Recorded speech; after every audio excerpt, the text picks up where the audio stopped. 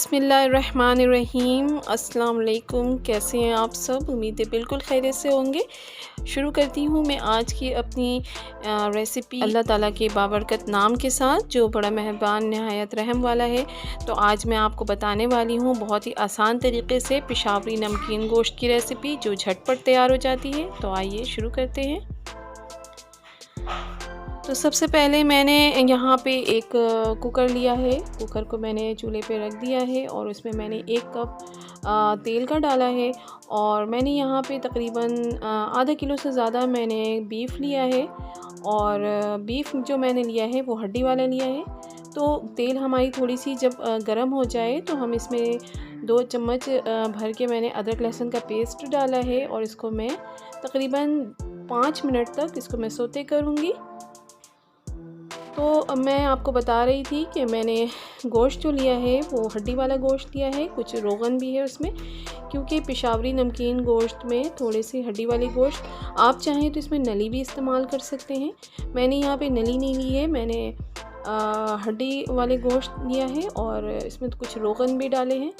तो यहाँ पे मैं 10 मिनट तक मैंने इसको सौते कर लिया है। अब मैं इसमें गोश्त ऐड करूँगी।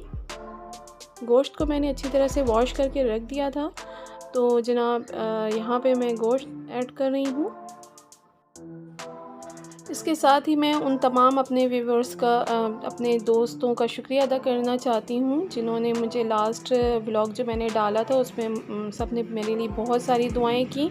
और मैं इन सब दुआओं के लिए बहुत ज़्यादा शुक्रगुज़ार हूँ कि आप लोग इतनी मोहब्बत मुझे देते हैं। तो जनाब इसी तरह मोहब्बत बनाए रखिएगा और एक दूसरे को सपोर्ट कीजिए। हमें एक दूसरे की सपोर्ट की ज़रूरत है। तो मैंने यहाँ पे गोश्त थोड़ी देर डाल के मैंने तकरीबन मैंने मिक्स कर लिया है। और उसके बाद मैं नमक डाल के मैं इसको तकरीबन 10 से 15 मिनट तक मैं इसको भूनूंगी। और इतनी देर भूनना है ताकि इसके जो पानी है गोश्त का वो खुश्क हो जाए और हमारा जो ऑयल है बिल्कुल अलग हो जाए गोश्त से। तो मैं इसको अब भूनूंगी। कम अज़ कम मुझे 10 से 15 मिनट लगा था इसे भूनने में। तो जब तक इसका पानी खुश्क नहीं हो जाता मैं इसे भूनती रहूँगी। तो जनाब अब बात हो रही थी कि एक दूसरे की सपोर्ट की जाए। तो जनाब एक दूसरे की बिल्कुल सपोर्ट करनी चाहिए और एक दूसरे की सपोर्ट की हमें बेहद ज़रूरत है।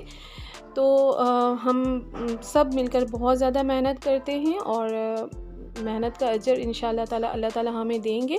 और हमारा काम है हम मेहनत करते जाए और नतीजा अल्लाह पे छोड़ दें।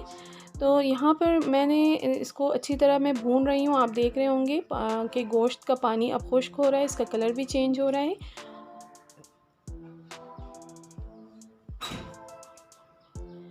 तो यहाँ पर देखें गोश्त अच्छी तरह से भून चुका है। अब मैं इसमें बाकी के इंग्रेडिएंट्स डालूंगी। मैंने यहाँ पे एक छोटा प्याज लिया, उसको 4 टुकड़े काट के मैंने इसमें डाल दिए हैं।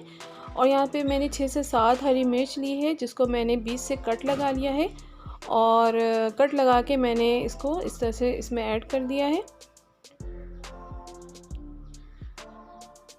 यहाँ पे मैंने 7 से 10 लहसुन की जवे लिए हैं, जो मैंने छील के इसमें ऐड कर दिए हैं। 1 चमची मैंने साबित काली मिर्च के डाले हैं। अब मैं इन सबको मिक्स कर लूँगी अच्छी तरह से। उसके बाद मैंने तकरीबन 1.5 पाव टमाटर इसमें ऐड किया था। तो टमाटर को मैंने अच्छी तरह से वॉश कर लिया है और इनके ऊपर के जो सिरे हैं ना उनको अच्छे से कट कर लिया है, ताकि जब हम बाद में इसके छिलके उतारें तो हम आराम से हम उतार लें इसके छिलके। अगर ये ऊपर के कट ना करो तो फिर वो उतारते वक्त छिलके सही से उतरते नहीं हैं। तो बस ये सारी चीज़ें हमने ऐड कर ली। अब हम इसे अच्छी तरह से मिक्स कर लेंगे।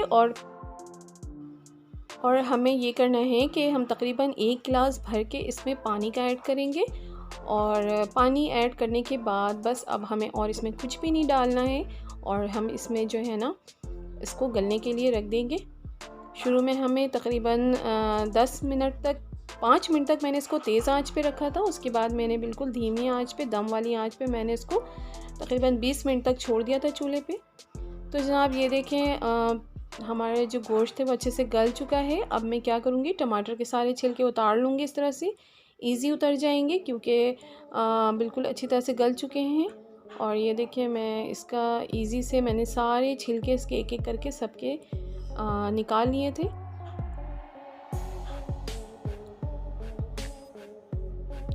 बहुत ही आराम से निकल जाता है। और अगर हम इसको 2 हिस्से में करके काट के डालते हैं तो हो सकता है इसके छिलके निकल के सालन में मिक्स हो जाते।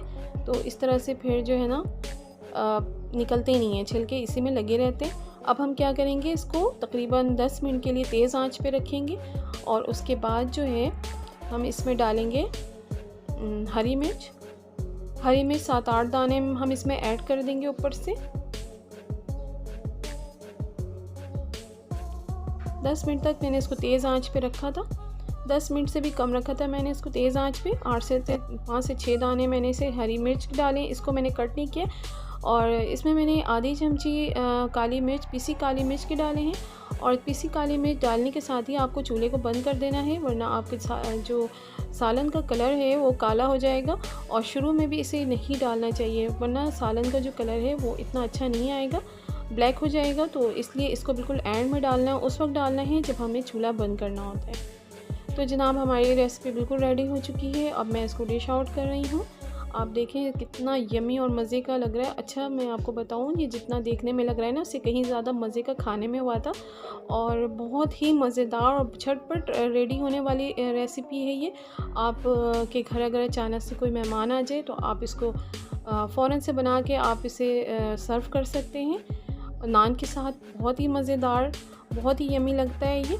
और आप इसे ट्राई ज़रूर कीजिएगा। बहुत ही आसान मेथड से मैंने आपको बनाना सिखाया है और यकीन है मुझे आपको पसंद आएगा। और अगर पसंद आए तो आप मेरे वीडियो को लाइक करें और मेरे चैनल को प्लीज़ सब्सक्राइब करें। और जो न्यू है मेरे चैनल पे उनसे रिक्वेस्ट है कि वो मेरे चैनल को सब्सक्राइब करें। तो जनाब ये थी मेरी आज की रेसिपी। उम्मीद है आपको पसंद आई होगी। पसंद आई हो तो मेरे चैनल को सब्सक्राइब करें, मेरी वीडियो को लाइक करें। मिलती हूँ नेक्स्ट टाइम किसी अच्छे से रेसिपी के साथ। जब तक के लिए अपना ढेर सारा ख्याल रखिएगा, खुश रहें और दूसरों को खुश रखें। मुझे दीजिए इजाज़त। अल्लाह हाफिज़।